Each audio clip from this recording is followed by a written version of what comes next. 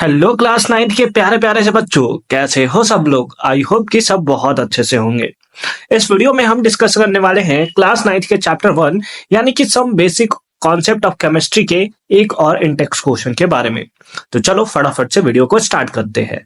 उससे पहले अगर तुमने प्रीवियस वीडियो नहीं देखा है, साथ ही साथ आने वाले वीडियोस का सॉल्यूशन देखना चाहते हो, तो कंप्लीट प्लेलिस्ट का लिंक मैंने आपको दे रखा है डिस्क्रिप्शन में। वहां से जाकर आप सारे के सारे वीडियोस को देख सकते हो।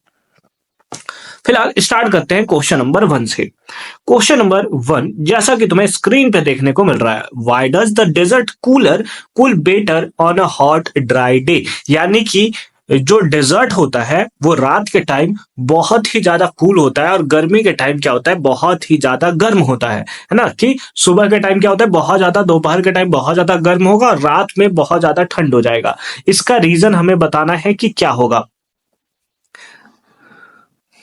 लिखा हुआ answer, it is because the temperature is high and less humid on the hot dry day. इसका रीजन क्या होता है कि यहाँ पर टेम्परेचर जो होता है बहुत ही ज्यादा हाई होता है और उसके साथ साथ ह्यूमिडिटी जो होता है वो कम होता है हॉट ड्राई डे में, इनेबलिंग बेटर इवोपोरेशन, जिसके कारण इवोपोरेशन बहुत ज्यादा होता है। High level of this evaporation provide better cooling effect, और यही हाई लेवल ऑफ इवोपोरेशन जो है वो एक बेटर कूलिंग इफेक्ट जो है वो प्रोवाइड करता है। तो सिंपल तरीका है इसको लिखने का। सेकंड है, why does the water kept in the earthen pot become cool during summer. यानी कि समर के टाइम्स में जो अर्दन पोट होता है, यानी कि जो मटका होता है, उसमें रखा गया पानी जो होता है वो ठंडा क्यों होता है। तो इसका जब हमने चैप्टर्स को डिस्कस किया था तो उस टाइम भी हमने इसका आंसर देखा था। रीजन क्या होता है कि जो अर्दन पोर्ट्स होता है उसमें छोटे छोटे पोर्स होते हैं, यानी कि छोटे छोटे होल्स होते हैं, और उसी होल्स के थ्रू क्या होता है कि वाटर का पेनिट्रेशन जो है वो फैसिलिटेट होता है। These tiny pores facilitate the penetration of water and hence their evaporation from the pod surface। और pod surface से क्या होता है, evaporation start हो जाता है। The process of evaporation requires energy।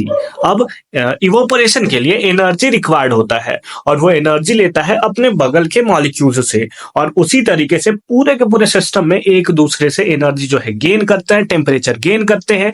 और अगर टेम्परेचर गेन करेंगे तो इसका मतलब है कि जो बाद वाला मॉलिक्यूल्स होगा उसका टेम्परेचर कम हो जाएगा, और टेम्परेचर कम होगा तो इसका मतलब वो कूल हो जाएगा। तो इसी के रिजल्ट के कारण वाटर टर्न कूलर, यानी कि वाटर किसमें कन्वर्ट हो जाता है, दैट इज कूल हो जाता है, ठंडा हो जाता है। ठीक है, तो ये हो गया इसका आंसर लिखने का बहुत ही सिंपल मेथड। थर्ड देखते हैं। थर्ड क्या है, why does our palm feel cold when we put on some acetone or petrol or perfume on it. यानी कि जब हम अपने पाम के ऊपर, हथेली के ऊपर एसीटोन रखते हैं, पेट्रोल रखते हैं या फिर परफ्यूम रखते हैं तो हमें ठंडा क्यों लगता है, हमें क्यों फीलिंग कोल्ड, है ना, ऐसा हमें फील होता है, मतलब कोल्ड फीलिंग क्यों आता है, इसके बारे में सिंपल फॉर्म में हमें बताना है। तो ये जितने भी लिक्विड्स हैं, एसीटोन है, पेट्रोल है या परफ्यूम है, ये सारे के सारे वोलाटाइल सब्सटेंसेस हैं। अब ये सर वोलाटाइल सब्सटेंसेस क्या होता है, विच कैन बी वेपराइज्ड, है ना, जो कि वेपर के फॉर्म में कन्वर्ट हो सकते हैं, उसको हम लोग बोलते हैं वोलाटाइल लिक्विड, है ना। जैसे वाटर वोलाटाइल है ना, कि उसको हीट करोगे तो वेपर बन जाता है, बट क्या ग्लूकोज को तुम हीट करोगे तो वो वेपर में कन्वर्ट होगा, तो बोलोगे नहीं, तो उसका मतलब वो नॉन वोलाटाइल है। ठीक है, तो ये सारे के सारे एसीटोन, पेट्रोल और परफ्यूम कैसे है, वोलाटाइल सब्सटेंसेस है। That evaporate when they comes in contact with air, जो कि जैसे एयर के कांटेक्ट में आते हैं वो इवोपरेट होना स्टार्ट हो जाते हैं, और अगर इवोपरेट होंगे तो इसका मतलब कुछ ना कुछ एनर्जी जो है वो गेन करेंगे, और वो गेन कहां से करेंगे, जैसे सपोज करो कि ये तुम्हारा क्या पाम है ना, सपोज कर लो ये तुम्हारा पाम है, यहां पर तुमने क्या रखा, एसीटोन रख लिया, क्या रख लिया, यहां पर तुमने एसीटोन रखा।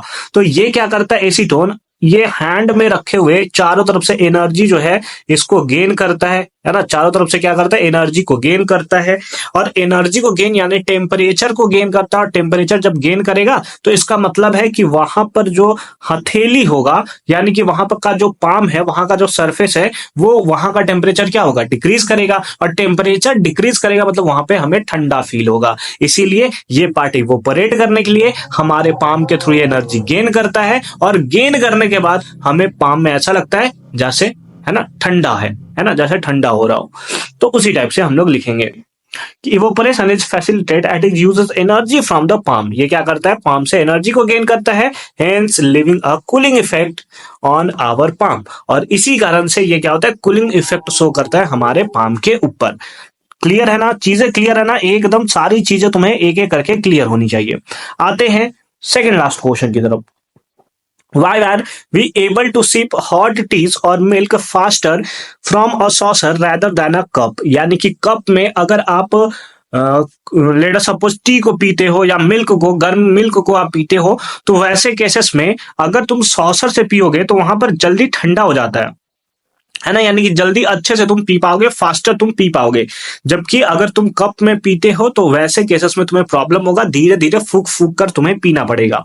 तो इसका रीजन क्या होता है कि जो सॉसर होता है उसका लार्ज सरफेस एरिया होता है ना, कप के कंपेयर में लार्ज सरफेस एरिया होता है, जिसके कारण वहां पर इवोपरेशन जो होता है वो बहुत जल्दी होता है। और इवोपरेशन जल्दी होगा इसका मतलब वो बहुत ही जल्दी ठंडा हो जाएगा, है ना। और इसीलिए तुम सॉसर से बहुत जल्दी पी सकते हो as compare to the cup. ठीक है, आते हैं क्वेश्चन नंबर 5 के ऊपर। 5 क्या दिया है, what type of clothes should we wear in summer. यानी कि हमें समर में किस टाइप के क्लोथ्स जो है वो वियर करने चाहिए उसके बारे में। तो हम लोग सिंपल सा आंसर लिखेंगे कि in summer we prefer wear light coloured cotton cloth, है ना। लाइट कलर्ड कॉटन क्लॉथ जो है हमें वियर करना चाहिए, क्योंकि लाइट कलर जो होता है वो हीट को रिफ्लेक्ट करता है, यानी कि अंदर आने से रोकता है। और अगर अंदर आने से रोकेगा इसका मतलब हमें क्या होता है कि अंदर जो है उसका टेम्परेचर बना रहेगा, ठंडा बना रहेगा और हमें उतना ज्यादा गर्मी नहीं लगेगा। And cotton materials have the pores that absorb sweat, है ना। और कॉटन मटेरियल्स के पास क्या होते हैं, छोटे छोटे पोर्स होते हैं, छोटे छोटे होल्स होते हैं जो कि स्वेट को एब्जॉर्ब करते हैं, फैसिलिटेट इवोपरेशन, और इवोपरेशन को फैसिलिटेट करते हैं, and causing a cooling effect on the skin. और जिसके कारण क्या होता है कि कूलिंग इफेक्ट स्किन पे हमें शो होते हुए देखने को मिलता है। देन आई होप कि ये चैप्टर भी तुम्हें बहुत अच्छे तरीके से समझ में आया होगा। बस अब एक्सरसाइज वाले पार्ट बच जाते हैं। हो सकता है कि जब तुम ये वीडियो देख रहे होगे एक्सरसाइज वाले पार्ट भी ऑलरेडी अपलोड हो चुके हो, तो जाकर फटाफट से चेक कर लोगे। डिस्क्रिप्शन में मैंने उसका कंप्लीट प्लेलिस्ट का लिंक दे रखा है, वहां से जाकर फटाफट से तुम चेक कर लो। मिलते हैं अगले वीडियो में, अच्छे से पढ़ाई करते रहो। All the very best for your upcoming examination.